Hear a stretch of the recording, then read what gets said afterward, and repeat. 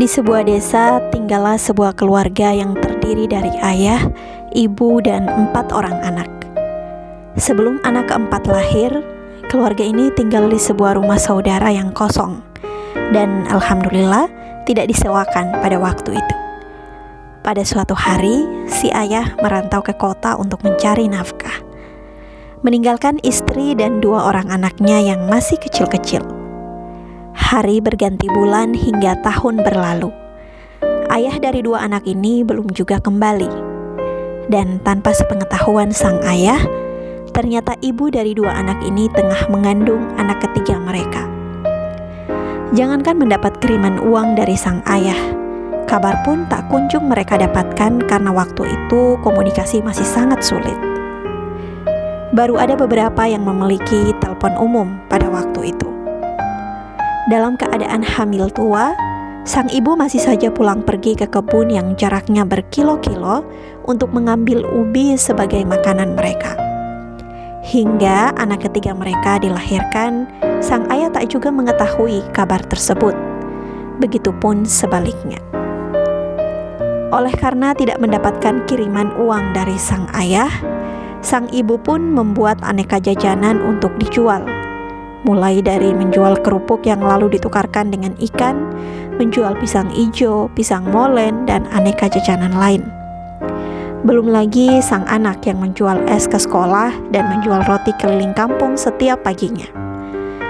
Sang ibu tidak memiliki pikiran sedikit pun untuk mengutang kemana-mana. Ia kumpulkan uang sedikit demi sedikit untuk memenuhi kebutuhannya dan ketiga anaknya. Meski lelah membanting tulang seharian, sang ibu tetap tidak pernah lupa menemani anaknya belajar di malam hari dengan masih menggunakan lampu minyak atau lampu pelita yang asapnya bikin hidung menghitam. Setiap kali sang anak pulang sekolah, si ibu selalu bertanya, apa pelajaran hari ini di sekolah dan berapa nilai yang diperoleh serta tugas apa yang diberikan untuk esok harinya. Begitu seterusnya. Setelah 2 tahun merantau, sang ayah pun kembali dengan hanya membawa selembar uang Rp5.000 di sakunya. Melihat itu, sang ibu tidak mengeluh. Justru sang ibu bersyukur karena suaminya kini telah kembali dalam keadaan sehat.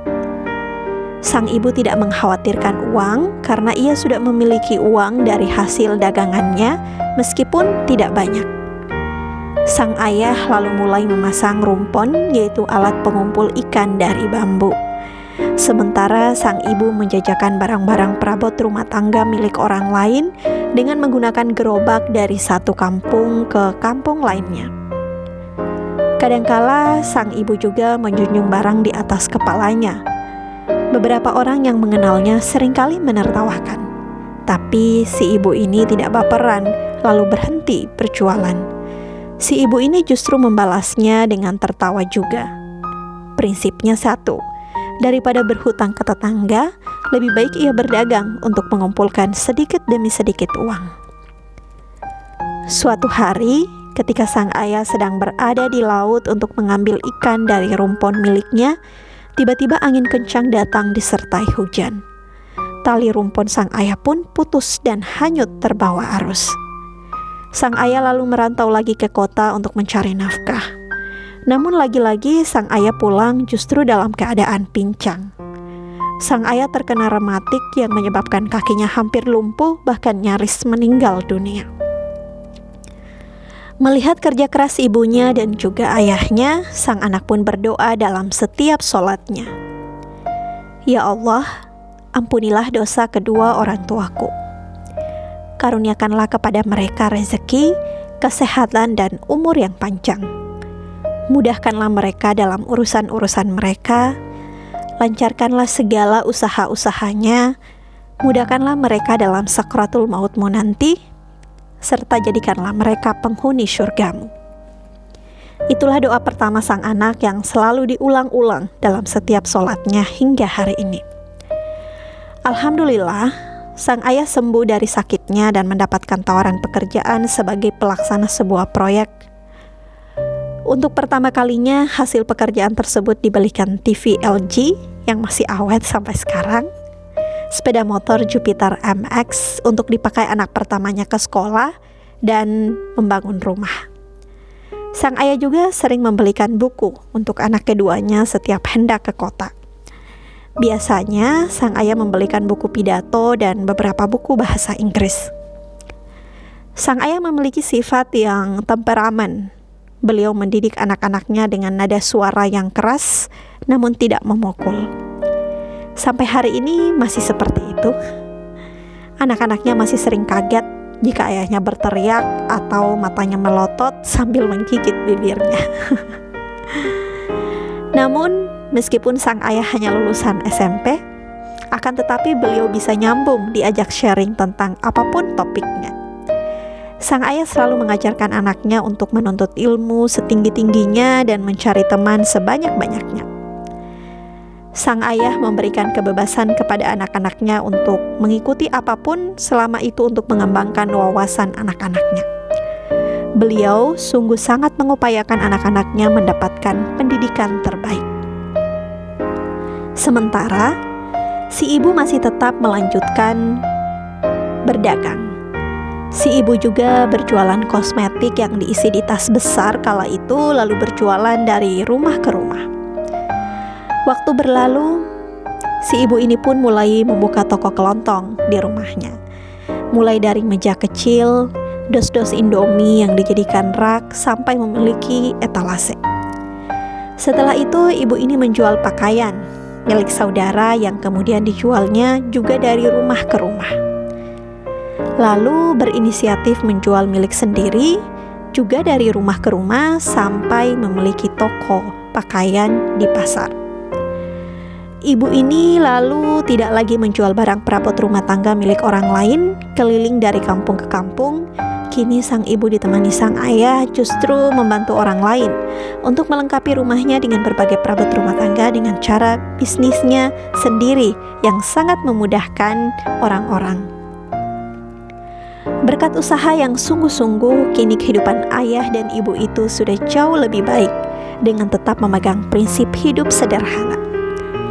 Cerita kehidupan mereka diceritakan kepada sang anak.